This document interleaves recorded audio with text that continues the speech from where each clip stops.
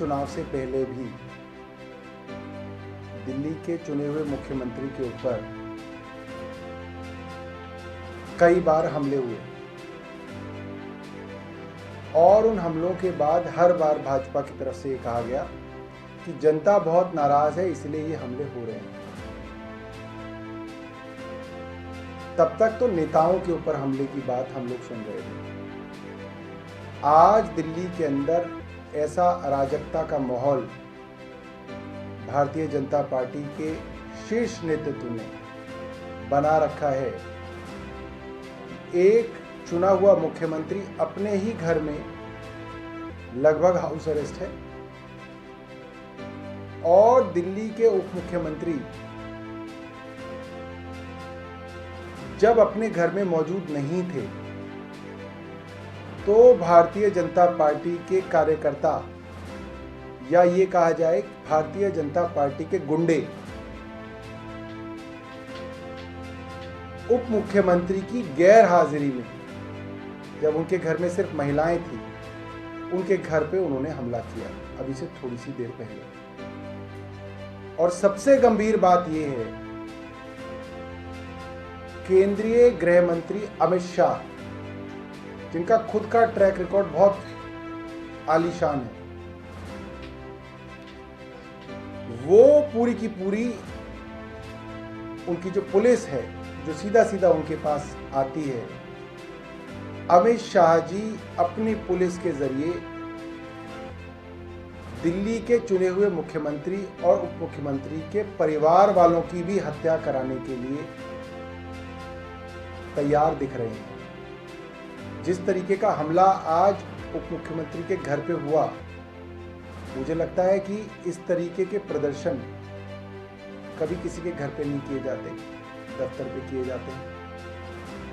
और घर पे भी तब किए जाते हैं अगर तो वहां पे जिसके लिए आप प्रदर्शन कर रहे हैं वो आपका प्रदर्शन करने वाला पात्र वहां होता है। और जो पुलिस होती है जो वहां पे सिक्योरिटी के लिए लगी होती है, उसको पहले से जानकारी थी कि आज भारतीय जनता पार्टी के लोग यहाँ पे हमला करने के उद्देश्य से आ रहे हैं। बैरिकेड को जानबूझ के भाजपा के कार्यकर्ताओं के लिए हटाया गया, उनको रास्ता दिया गया, उनको अंदर जाने दिया गया और फिर उनको गेट तोड़ने दे दिया। ये सारी की सारी वीडियोस जो हैं वो हम आपको दिखाएंगे कि किस तरीके से दिल्ली पुलिस के पूरे संरक्षण के अंदर आज उप मुख्यमंत्री के घर पे उनकी गैर हाजिरी में हमला किया गया। और मुझे लगता है कि ये सीधा सीधा जो है उनके परिवार को किसी ना किसी तरह से नुकसान पहुंचाने की पूरी कोशिश थी। एक बार आप वीडियो देखिए, उसके बाद हम आगे की चर्चा जो है आतिशी जी जो हैं वो आगे बढ़ाएं। मैं इसके बारे में ब्रीफ कर रहा हूँ। ये जो पहला वीडियो दिखाएंगे मुख्यमंत्री जी का जो उप मुख्यमंत्री का जो आवास है AB 17 प्रगति मैदान के सामने, उसके सामने जो मेन रोड है सर्विस रोड उसका है और उसके दूसरे छोर पे बैरिकेडिंग थी सुबह। वो बैरिकेडिंग खोली गई और आप देखेंगे जैसी बैरिकेडिंग खोली वहां से वो जो भाजपा के गुंडे हैं वो दौड़ के आ रहे हैं और पुलिस उनके पीछे पीछे चल के आ रही है। आपको दिखेंगे वहां से बैरिकेड खोला गया है इनके लिए और ये सब आ रहे हैं। ये CRPF के लोग हैं, पीछे पीछे पुलिस के लोग आ रहे हैं। आप देखिएगा ये जो है ये पुलिस के लोग यहाँ से ये आए हैं। ये अब उप मुख्यमंत्री के घर के बाहर दरवाजे के बाहर जो लोहे का दरवाजा है उसके बाहर अब ये लोग इकट्ठे हो रहे हैं। ठीक है, तो अब आप देखिए कि ये पुलिस वाले अब देखिए साइड हो गए हैं। आप देखिए पुलिस वाले प्रदर्शनकारियों को वहां छोड़ के वहां साइड में उस किनारे पे खड़े हो गए। ये 5-6 पुलिस वाले हैं क्योंकि इनको पहले अब ये सब देखिए घर के अंदर इन्होंने गेट तोड़ के ये सारे के सारे दाखिल हो गए। पीछे पीछे शुरू से चलाओ। अब ये जो है दूसरा कैमरा है, अब ये देखिए पुलिस वाले हैं, ये पुलिस वाले अब साइड हो गए। ये देखिए ये पुलिस वाले साइड हो गए। ये प्रदर्शनकारी अभी गेट तोड़ेंगे। ये देखिए ये सारे के सारे प्रदर्शनकारी इनके घर पे घुस गए।